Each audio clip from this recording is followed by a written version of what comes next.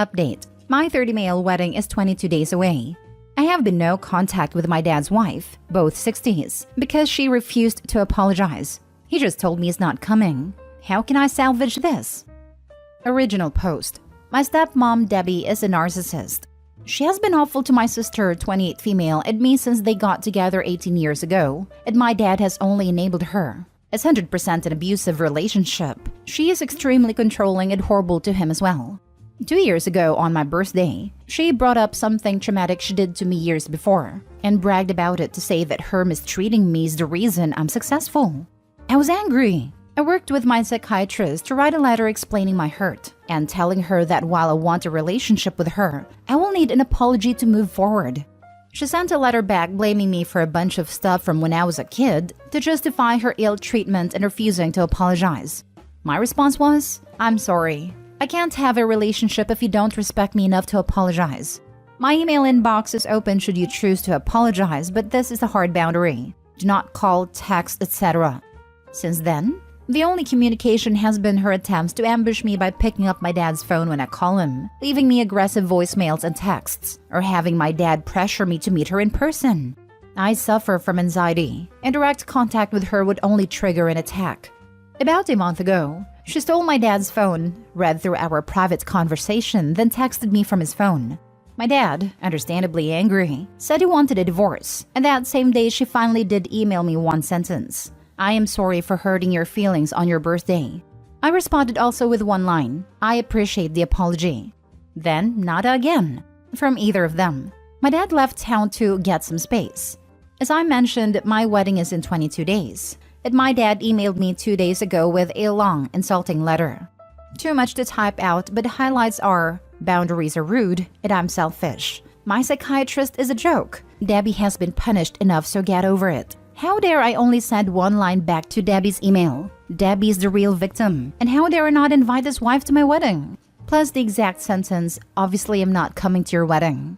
To be clear, I've heard most of these brought up over the past 2 years and have addressed them with him, but he just dismisses me as being angry and vindictive. Basically, as usual, he wants me to just make peace at the expense of my mental health while never holding Debbie accountable. I'm in a healthy headspace thanks to my psychiatrist and incredible fiancé. I know that my boundary is healthy and no amount of guilt tripping will make me feel bad about setting it. But how can I respond? Despite my intense anger over the letter, I still want him, but not her, at my wedding. I love my dad, and I'm so sad that one simple boundary is apparently enough to end our relationship. Edited to add, I feel like the letter was a trap.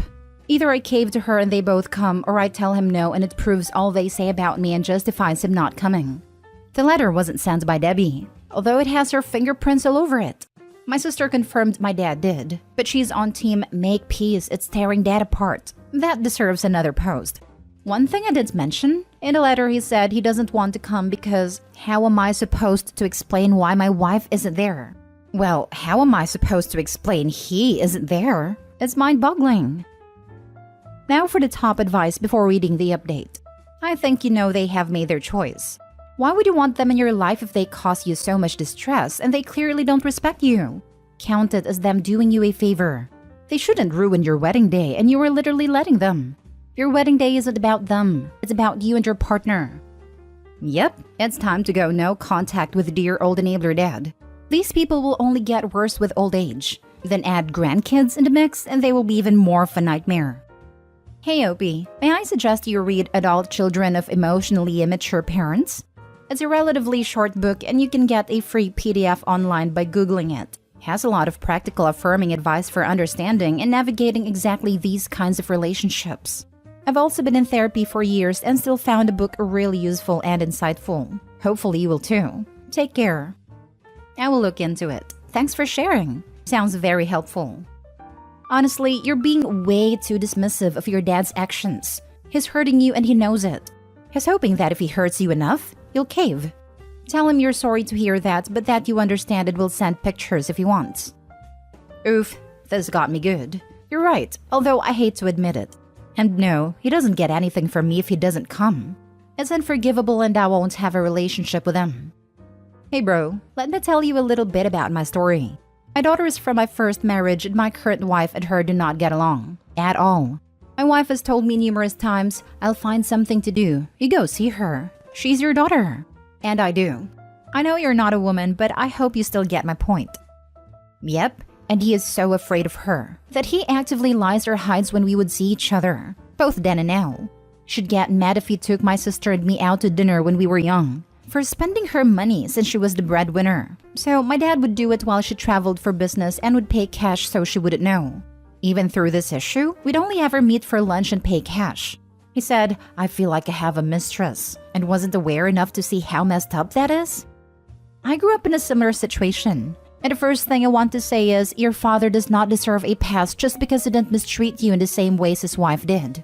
He 100% allowed his child to be mistreated and did nothing. That is not acceptable without an apology. You should be incredibly proud of yourself for setting this boundary and for fighting your way to better mental health. I suffer from anxiety as a result of my father's and stepmother's upbringing, and I can truly appreciate the amount of growth it takes to claw your way to the other side of this. I think the toughest reality I've had to face as an adult, processing a traumatic, emotionally abusive upbringing from my stepmother, is that my father allowed it to happen. My father is very much bullied into submission by his wife, as you explained yours is, but that doesn't excuse anything. He made a choice then to not fight for his daughter, and now, even worse, he's aiding his wife in trying to emotionally tear you down. You don't need that in your life, bro.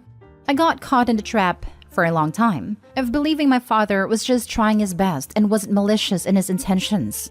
But I now own the fact that thinking like that is what manipulators and narcissists prey on.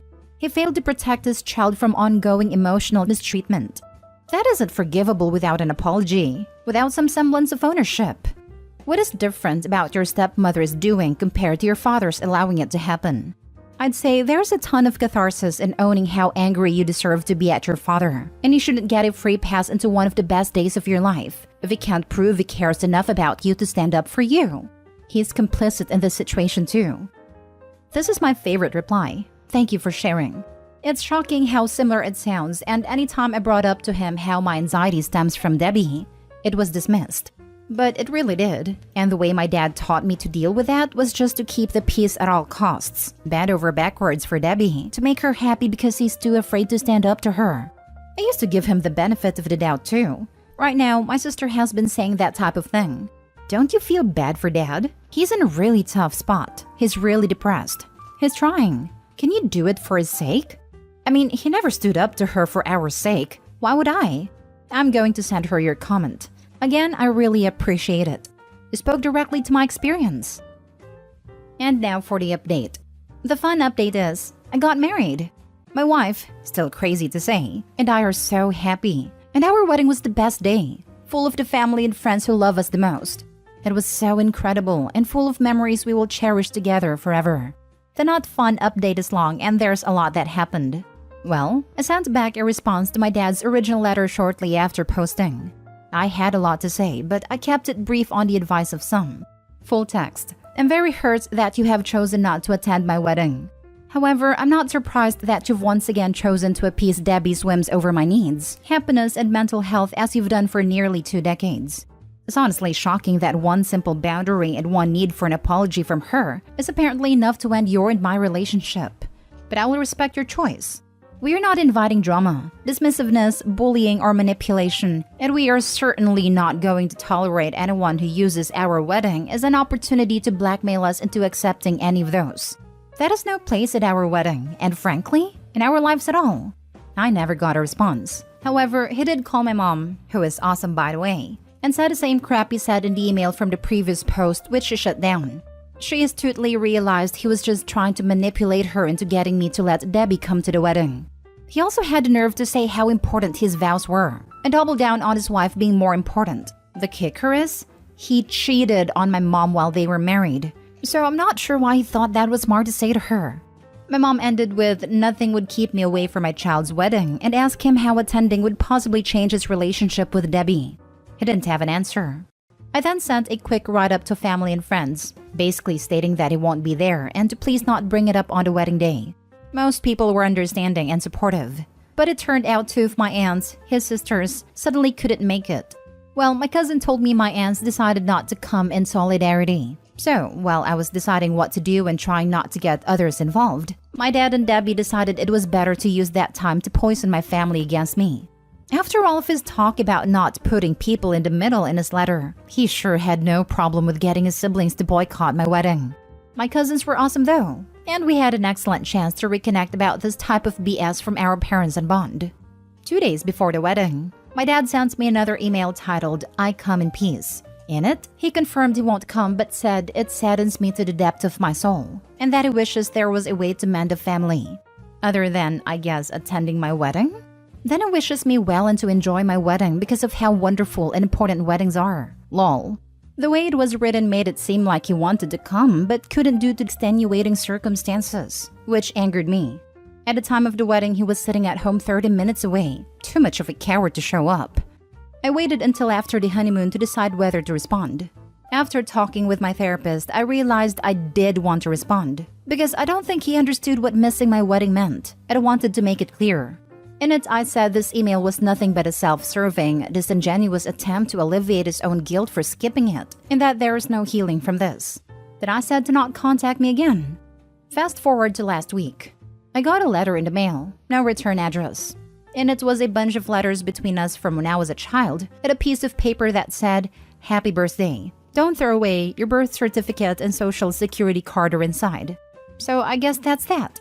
He's wiped his hands off me, but not before going for a last attempt at a guilt trip. I have been working with my therapist through the hurt, anger, and sadness I'm dealing with from being abandoned by my father. I've been very depressed. I'm grieving a loss because I didn't want it to end this way, but he's made his choices. However, I'm thankful to have a great therapist and incredible support from my wife, mom, and friends. There's light at the end of the tunnel. Thank you to everyone for your comments and support. And thanks to my incredible wife for being by my side through everything. Congratulations on your wedding. When we're young, we are sort of trained to think of our parents as infallible/omnipotent. As we get older, it's important to recognize that our parents are people. And most people are messed up with their own problems. And some of their problems are of their own making. Your father sounds like a my way or the highway type, but as you're a grown-up yourself, you get to set your own expectations, boundaries, and consequences of what you're looking to include in your life. And that probably includes letting your dad stick with his lonely highway as he's clearly chosen to do. I'd say you probably don't have anything nice to say to your dad, so silence from here out on might convey the exact message you're looking to send. Yeah, this has unfortunately been my journey over the past few years. Thanks for sharing. Hey Opie. I was in a similar situation a year ago, where my mom's long-term partner said something deeply hurtful and borderline unforgivable to me. I was extremely fortunate to have both of my parents' explicit support in never speaking to or seeing my mom's partner ever again, apology or not. Through extensive long-term therapy, I was able to get to a place where I was able to both hear and accept an honest, genuine apology from her partner and start to mend our relationship. We're in an amazing place now, a full year later. You have always offered this same opportunity of forgiveness through genuine remorse and meaningful change, but Debbie has done nothing to rise to the occasion and deserves no forgiveness or understanding. I was so violently depressed last year. It was also in a grieving process of sorts, even though I was dealt a much easier hand than you were. All this to say, I truly, deeply, with every bone in my body, think you made the right choice in drawing that line for your dad and his wife. I'm so sorry for your loss, and I hope you take your time in grieving and give yourself the grace you deserve. It took me many, many months and an amazing therapist to start to feel like myself again. All I can say is it gets better. And congrats on your marriage, Opie. I hope your wedding was absolutely beautiful. Thanks so much. I am sorry to hear about your depression. It's been a struggle for me as well. I know it will take time to process this. That said, I feel very confident in my decision despite the pain. The pain isn't caused by my decision, but by his. I'm glad you're doing better. Thanks again. You gave him a clear indication of what his choices have resulted and will further result if he keeps making his selfish choices. Now all of this like before is on him. He made his choice now. He's lost his son, and that's on him again. Like you indicated, he's a coward and will die a coward. I respect your assertiveness and willingness to set strict boundaries. You made the right decision in the end. Good luck with all. Thank you. It means a lot. Yes, I know he and Debbie are going to tell everyone who will hear how I'm wrong and mean and selfish and it's all my fault, but really it's on them. And this specifically is on him. They can lie about it all they want. The truth is the truth.